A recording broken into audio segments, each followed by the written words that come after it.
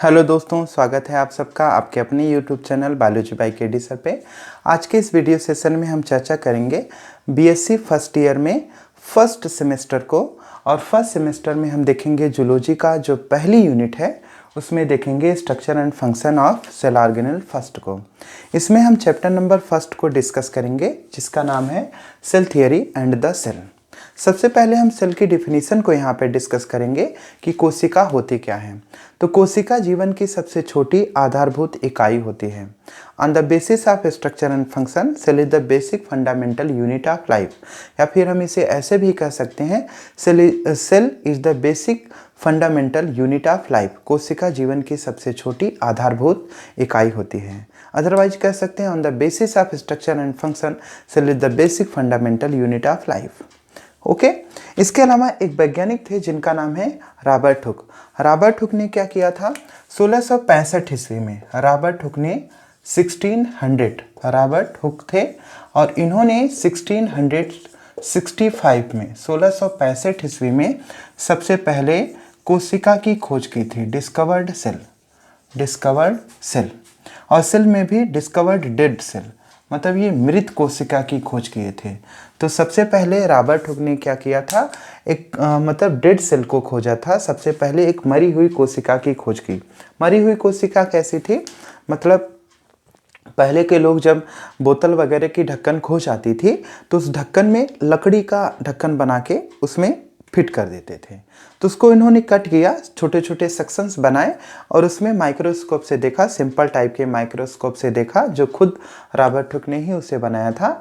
उससे देखा तो इन्होंने हनी कॉम्ब लाइक स्ट्रक्चर देखा, मधुमक्खी के छत्ते जैसी इनको संरचनाएं दिखाई दी और खाली कंपार्टमेंट दिखे जिसके अंदर न तो साइटोप्लाज्म था, न ही न्यूक्लियोप्लाज्म था, न ही उसमें न्यूक्लियस था, कुछ भी नहीं था, खाली कंपार्टमेंट दिखा। तो मधुमक्खी के छत्ते जैसी संरचना दिखी और लैटिन भाषा का एक टर्म था सेला और उससे इन्होंने टर्म यूज किया सेल।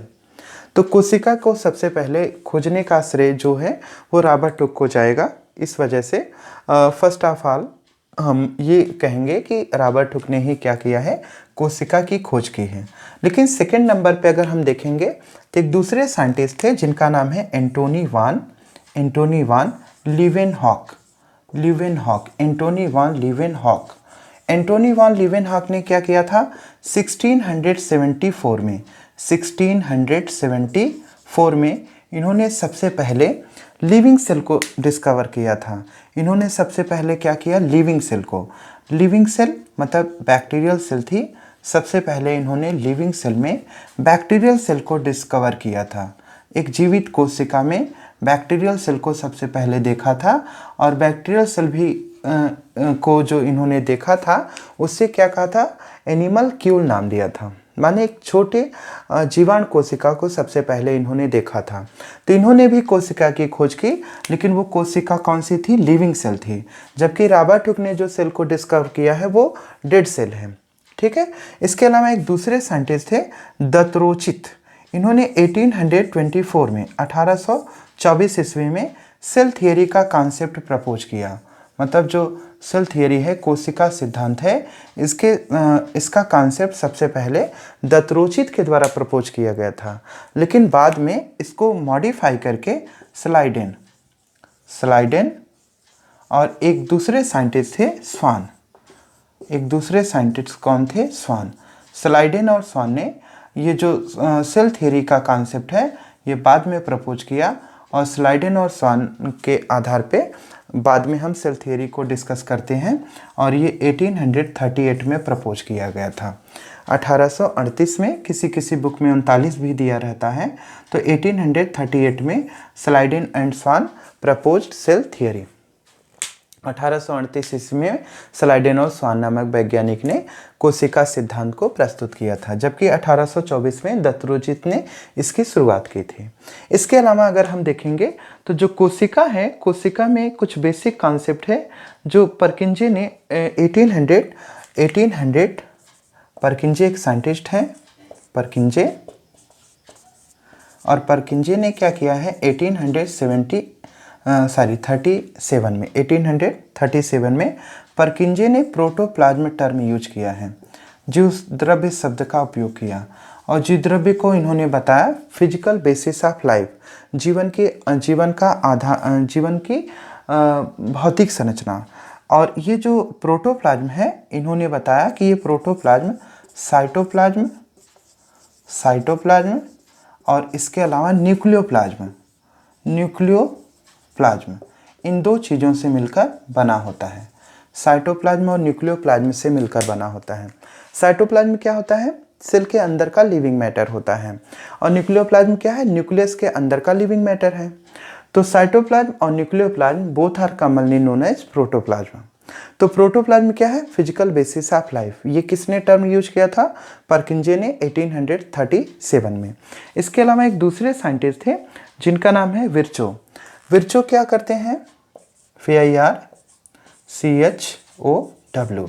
विर्चो 1858 में 1858 ईस्वी में विर्चो साहब क्या करते हैं?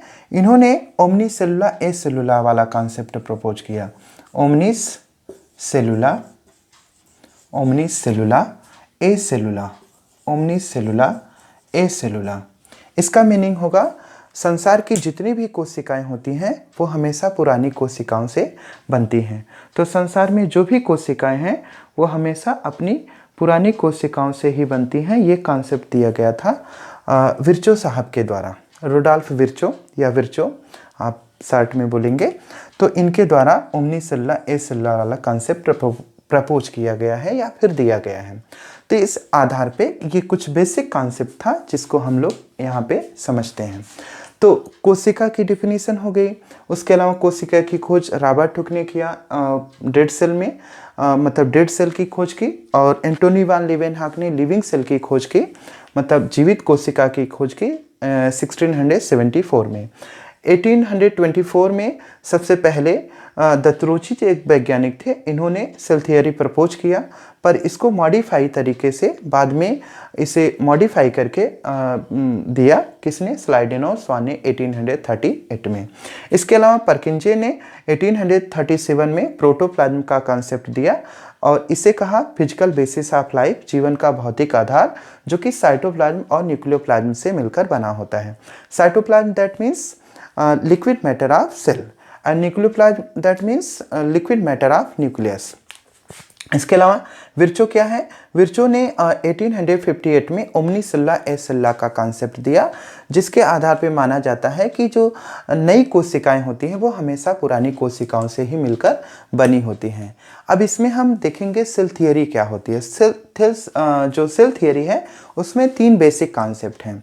सबसे पहला जो कॉन्सेप्ट है वो कोशिका की डिफिनीशन से है, सेल के डिफिनीशन से है, जिसमें हम कहते हैं कि जो संसार की जितनी भी कोशिकाएं होती हैं या जितने भी जीव होते हैं वो एक अथवा अनेक कोशिकाओं से बने होते हैं। संसार के ऐसे जीवधारी जो एक कोशिका से बने होते हैं उन्हें एक कोशिकी कहा जाता है, यूनिसेलुलर कहा जाएगा। और जो बहुत सारी कोशिकाओं से बने होते हैं उन्हें मल्टीसेलुलर कहा जाता है, बहुकोशिकीय कहा जाता है। तो सबसे पहला कॉन्सेप्ट सेल थियरी का यही है, all type of living organism are made up of 1 और मोर सेल्स। मतलब संसार के जितने भी प्राणी होते हैं या जीवधारी होते हैं वो एक या एक से अधिक कोशिका से मिलकर बने होते हैं।